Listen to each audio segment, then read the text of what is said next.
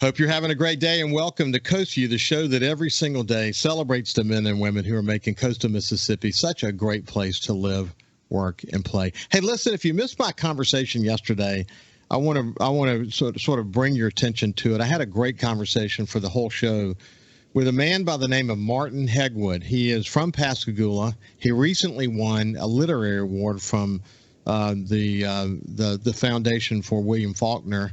It was a literary award. It's an international award, the first Mississippian, in fact, to win in this novel category. And we talked about his life growing up in coastal Mississippi in Pascagoula, and his journey of writing. Became a lawyer along the way. In fact, he's writing a piece now about William Faulkner's time in Pascagoula, which that's going to be very fascinating. But anyway, if you missed it, you can go to the SuperTalk Mississippi Facebook page or YouTube page, or the SuperTalk Gulf Coast Facebook page, or go to your favorite podcast. If you enjoy reading or writing, you would enjoy this conversation with Martin. So I really encourage you to go take a look at it. And lastly, before we move on to our guest today, my friend Susan Myers-Griggs posted something. It was a great reminder to me to shop local as we enter into this Christmas season. Here's what it said. I thought it was terrific, actually. Christmas is not in danger. That is for sure. The work of local artists and makers is not stuck on a dock in a shipping container. I thought that was pretty good. This is the perfect opportunity to shop local. Help local artists live their dream. This is a great time of the year to be, with the days of Amazon and all that. Everybody's going to buy from Amazon. We all know that. But if you have the opportunity to buy something local, please take the time. Go to any of our number of great local shops and museums and so many other special places that you can pick up things that are uniquely coastal Mississippi. Great reminder of shopping local. I appreciate my friend Susan Griggs for posting that. Now let's move over. We have a terrific first guest today, and my old friend Leonard Papania, the former police chief for Gulfport, and now the chief administrative officer for the City of Gulfport. How you doing, Leonard? I am doing great. What a great segue you have too on shopping local. When we get talking about Gumbo Fest, there's going to be a great opportunity this week.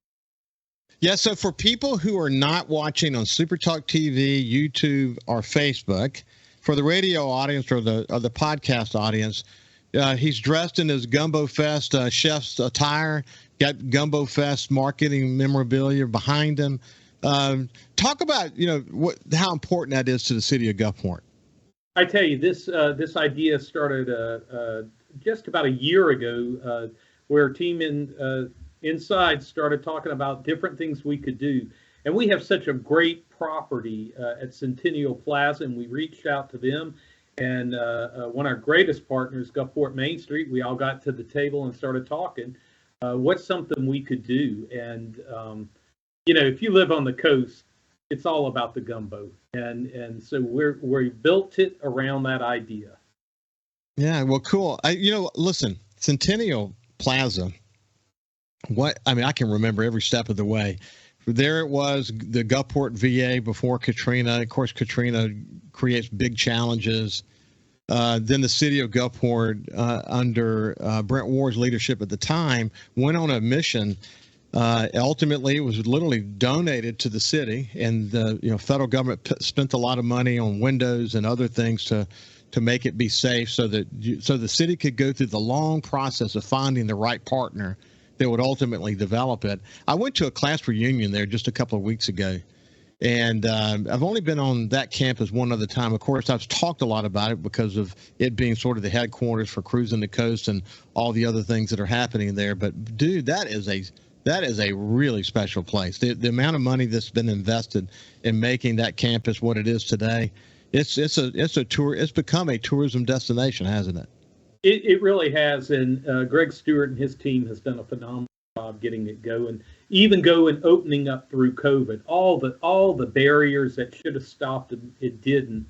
And if you've ever been to an event on that property, it's just a phenomenal layout, and that's really what attracted us to getting Gumbo Fest there. And I'm looking forward to this weekend. Yeah. So this weekend, Gumbo Fest at this really special location. Why don't you tell us what we should look forward to there? So at Gumbo Fest, it's going to be this Saturday from 10 a.m. to 7 p.m. And we're going to have two competitions going on. We have an open competition where teams from all around have signed up to compete with one another, and they're going to be competing for this trophy. It's our best gumbo, first place. But the real interesting one's going to be, and Mayor Hughes has called everybody out on it, is going to be our city competitions, and they're going to be going after the Mayor's Cup. And with the Mayor's Cup, it'll be 1 year of bragging rights. For the family that wants to go out there, it's free parking, free entry. We'll have food trucks out there. You can buy a wristband for $20 and taste all the gumbos. And then we have art vendors, a really great lineup of music. It's going to be, and then if you buy the armband, you can also help select the People's Choice Award for Best Gumbo also. Oh, that's so cool, man. That is really cool. So it's looking like it's going to be a little cool this weekend, but no rain. Should be beautiful, huh?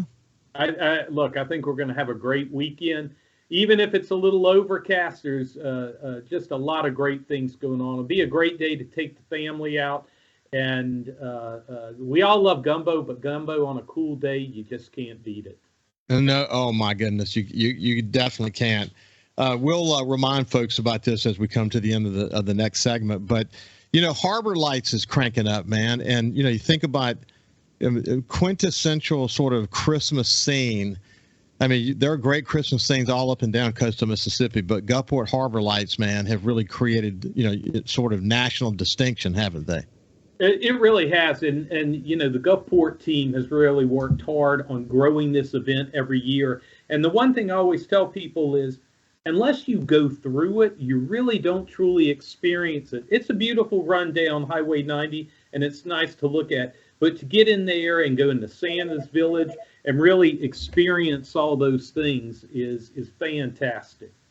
So how's it coming together? It takes a real team effort to get that thing set up, doesn't it? It does. Our team starts really in October. We have some contractors in our leisure services team. They really start putting that thing together, and all the way up until the start on November 25th, they're plugging in lights and getting things ready. It's a big undertaking, but it's worthwhile. Last year we brought in over 100,000 visitors. Wow, that's really incredible. Hey, you know how it's making a difference in people's lives as families go through there? They're posting so many pictures of their families, and there's great photo moments as you go through there. But just in general, the lights are beautiful. To be sort of arranged the way they are in relation to the harbor, I mean, it's just special. And then of course you got the aquarium right there, and its orientation to Jones Park. It's just one more thing is saying, okay, we may not be in the summer months anymore, but man, we're gonna have a lot of activity here in Gulfport that's going to really make a difference. And Harbor Lights is probably the quintessential idea, isn't it? It is. And when it first started, there was a lot of vision with it, but now you have so many people coming, and really the neat thing is, watch our website and watch our social media. There's going to be opportunities of discounted tickets during the weekdays. Our weekends are really big, but it's just really a great time, and we take it all the way right there to New Year's. And if a family really wants to get in that Christmas spirit, a quick walk through there is great. And now we have a Christmas movie, Hallmark Christmas movie, that's going to play every year this time of year and be a great reminder of Gulfport and where Gulfport is on the map and the role that the Christmas lights play in that regard. Even the mayor has a little cameo in the movie, but that means a lot to the city, doesn't it? It does. It does. Look, putting our city and putting our coast on the map is very important. And that's why we do these events. Ricky, I don't have to sell you on the coast. God knows you're one of our great ambassadors. But we have some really neat things going on down here. We got a great culture, great people, and we just love to share it with everyone.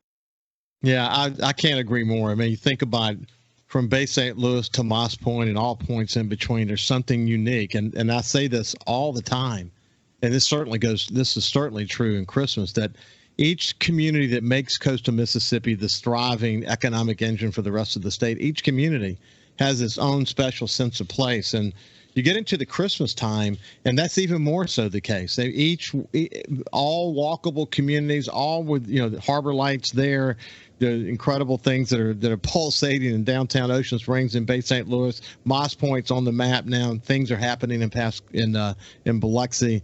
Things are happening in Pascagoula. I could go on all the way down the list, but the Christmas is a great time of the year to go walk these communities, spend your money locally, help these local companies be successful. It's just a great time of the year. Hey, when we come back, we'll continue our conversation with Leonard Papania, the Chief Administrative Officer for the City of Gulfport. We'll see you after this break. Welcome back to Coast Vue. I have my good friend, Leonard Papania. Been on Coast Vue so many different times and different incarnations in his career. It's been 3 years, Leonard, since we started Coast Vue. It's amazing to me, or at least be 3 years coming up in January. Time flies when you're having fun. But you've been a good ambassador for this coast as well, in all of your career incarnations. And there you stand with a Gumbo Fest sort of chef's cape on, and looking forward to the Gumbo Fest at Centennial Park this coming weekend. What are some of give me some of the key times on the event? So we're going to open up at 10 a.m. At 11 a.m. the music starts, and then by 12 our cooks should be ready. And if you buy a band, you can go taste all the different gumbos. And yeah, also going on there, we have a lot of setups for the kids. I know our aquarium's going to have some things down there, Lynn Meadows, and then we have a lot of first-rate art vendors. And going back to what you were saying, here we are going into Christmas time. It's easy to do it the modern way. Get on Amazon, knock it out. But there's so much of a Christmas experience that you can have all along our coast. We're going to have art vendors there, and then all our cities throughout the Christmas season. They have local opportunities to really engage in what we know Christmas to be. I love the concept, and again, Centennial Park's the best place to bring an event like that. What I would encourage people to do, if you haven't seen Centennial Park, just go Saturday and take a look. You'll be happy that you did. It's an incredible campus, and again, you have a full range of things that you can be involved in. By the way, you said you have one is for top seafood gumbo. Then, of course, the Mayor's Cup. Cities are going to be competing. Have you had good participation from the other cities? Yes, they are on board. Of course, anytime you give politicians the opportunity to earn bragging rights, they come out of the woodwork. This one, again, is for the best gumbo. And then we have the Mayor's Cup, and then the People's Choice, which if you get the hand, you get a ticket, and you'll actually be voting on the Mayor's Cup, and you'll be voting on the People's Choice. And then we have a really first-rate group of judges that'll be selecting our first, second, and third place in our gumbo competition. Wow, that's awesome. That's really awesome. Hey, listen, let's take a step back. You've been Chief Administrative Officer now for how long have you been in that position? About a year? 18 months. Yeah, it's been more than a year. It's amazing how fast, again, time flies. But how's it going for you? It's going well. As with anytime you come into a position, you have all these ideas, and I always laugh. I said, the most challenging thing is working at the speed of government in the age of the speed of Facebook. And so that sometimes is a little challenging, but I am fortunate the team we have here in Gulfport, they are really a next level bunch, and we're going to accomplish a lot. Yeah, I know. I've talked to Mayor Hughes about it many times, and other mayors about it as well. It's hard to be a public servant these days in the social media world, because people will say things. It may be half cocked. It may be something they would never say to someone in their face. They'll just say it on Facebook, and then suddenly you got a comment stream, and people are sharing from that. And ultimately, what happens is the amount of misinformation that that evolves from that. It can be over something very minor or something very important, but either way, it becomes a challenge. And communication, these days, the key to success is in communicating clearly. It's hard to get a clear message across when there's all these bifurcated messages that are zooming through at the speed of sound, as you pointed out, through the social media platforms. I know, and I honor every public servant that has the tenacity and the thick skin that it takes to be able to do that job. I know well. I've been, I was a public figure as a publisher of a newspaper for 16 years of my career, so I know well what that looks like, and it can be very difficult at times. So, sorry you have to go through it, but you got the right team around you to sort of deal with it and focus on it. If you think about the opportunities in Gulfport, they are significant, and I know that you and the mayor and others spend so much time thinking about it, whether it be the really incredible development in this mixed use that's going to be built at the corner of 25th Avenue and Highway 90, or whether it's other things that complement the aquarium or just the pure growth of downtown from just more housing possibilities, from restaurants that are happening there.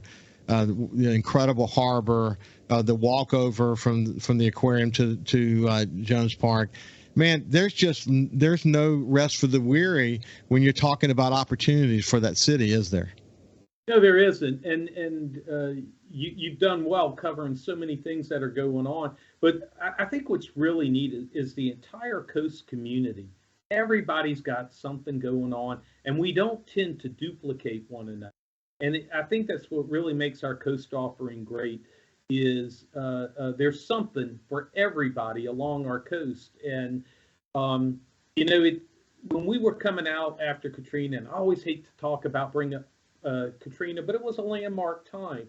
And when our slate got cleared, how we redefined ourselves has been significant as a city and as a coast. And, I ponder, what are we going to look like in the next 15 to 20 years? I think it's just going to continue to be phenomenal. Yeah, I think so too. Hey, listen, one of the things I've always admired about you, Leonard, is your commitment to nonprofits and what I refer to as the 1,000 points of light that exists here in coastal Mississippi, the work that we're doing to fill needs in this community, especially in your efforts among them. Not just this, but the homeless community and the focus that you put there. As it's getting cold and you've got inflationary pressures on a lot of people, we cannot take our eyes off the homeless community in coastal Mississippi, can we? No, we can't. And I tell you, we as a community, we've got to go dig into the layers and not just talk about homelessness, but what is it we're really facing. And I think our mental health infrastructure deserves a lot more effort and work. We have good people in it. I just don't think we have the volume of what we need. I want to say 85% of our homeless population has an identifiable mental health disorder that may or may not be being treated. And then the other is substance abuse. And what are the opportunities of recovery? If we really excelled in those two areas, we would have more impact on our community than a new bridge, a new stadium, a new something. And better people make for a better community. And the rest is just window dressing on that. And so I think it's important for all of us to be cognizant, not just of the problems, but understanding what is my individual role in this. Yeah, a community is only going to be as strong as its weakest link. And too many of the issues around the homeless community in coastal Mississippi can tend to be a little bit out of sight, out of mind. And because of your work and people I think about Jamie Bates and the work that he's done and so many others. I mean, if I start trying to list the names, I'll leave somebody out. But you've got some people that just can't look away. You can't look away. It's there. We got to deal with it. And you're right. I mean, the issues of substance abuse and mental health and just down in their economic luck. These are realities, and when it gets cold outside, that reality really begins to settle in more than it normally does.